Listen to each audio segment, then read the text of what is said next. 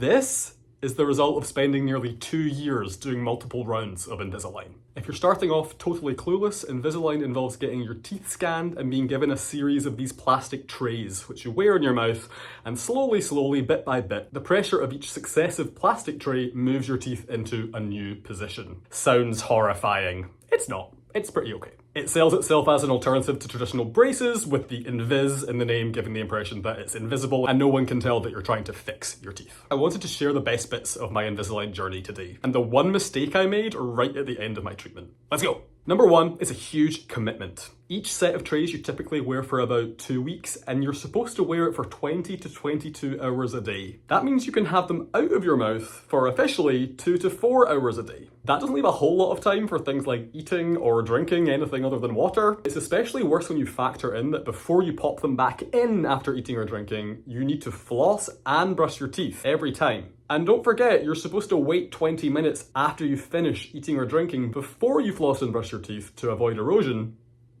So those 2 to 4 hours get eaten up pretty quickly. Not by you because you're wearing Invisalign, but by the universe. If you don't wear it, your treatment will not progress. You won't stick to the trays that you're supposed to. They won't fit when you go on to the next tray. You'll have to go in and get rescanned and potentially pay more money and spend even longer on your Invisalign journey. The Invisalign trays are not actually invisible. Duh. It's worse than that duh makes it sound though, because there's a few things that happen that aren't necessarily shown in the splashy ads or the brochures. Most of the time, for there to be space for the teeth to move, they'll shave down some space between some of your teeth with a little sander, which is as unpleasant as it sounds. Even more visible than that, typically you get these things called attachments or buttons strategically placed on certain teeth. This is made from the same sort of material as they fill cavities with, and it gives these little bumps or buttons for the Invisalign trays to grab onto so they can apply more pressure to steer your teeth more effectively to their new location in your mouth. This makes your teeth look kind of bumpy and make the trays look a whole lot less invisible than they look in the ads. If you have sensitive teeth, you're going to want to know this. My teeth are sort of like mid-level sensitive, so I use Sensodyne and that sort of thing. And I had a few issues throughout the treatment just dealing with discomfort and pain. The sanding down in between the teeth that I mentioned, that wasn't my favourite dental experience I've ever had. When you were done with that particular round of treatment, those attachments, the buttons I mentioned, they have to sand those off too.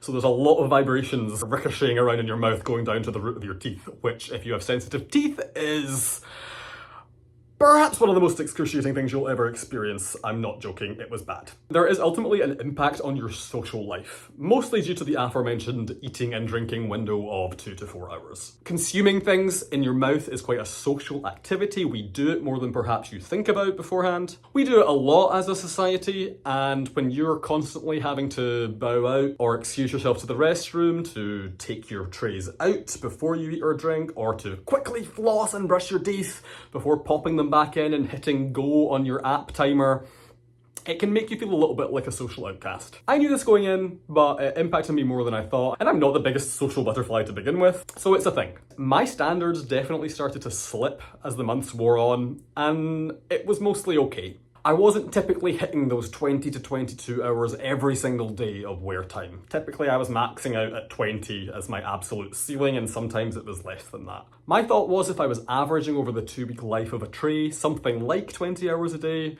I would be okay, and I was ultimately. Depending on your own individual situation, your own individual teeth, they might bounce back more quickly, because that's what they're trying to do the whole time you don't have the trays in. So just be aware of that. Cleaning the trays. Speaking of standards slipping and being a social outcast, having something in your mouth all the time is kind of disgusting, and it makes this Invisalign clear plastic turn a colour that's not clear, colourless, invisible. Probably some shade of yellow. You're supposed to clean the trays fairly often, probably every time you take them out.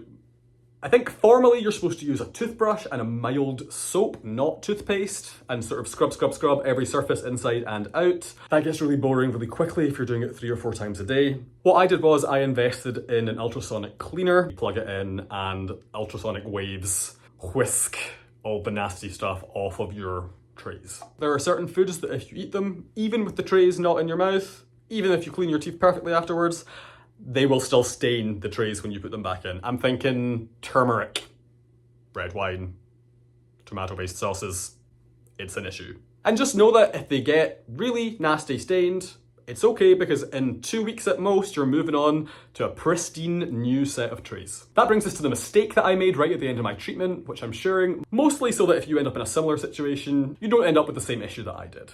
Typically, at the end of your treatment, you'll do these things called refinement trays, which some people say are to over-position your teeth, so when they bounce back a little bit, they end up in the perfect position. Some people say it's just to give your teeth a chance to settle where they are. Whatever, they're called refinement trays. It's the end of your treatment. My orthodontist said I didn't need to use all of my refinement trays. I could stop when I was happy with how my teeth looked, and she would order my permanent retainers. I pushed one set of refinement trays too far.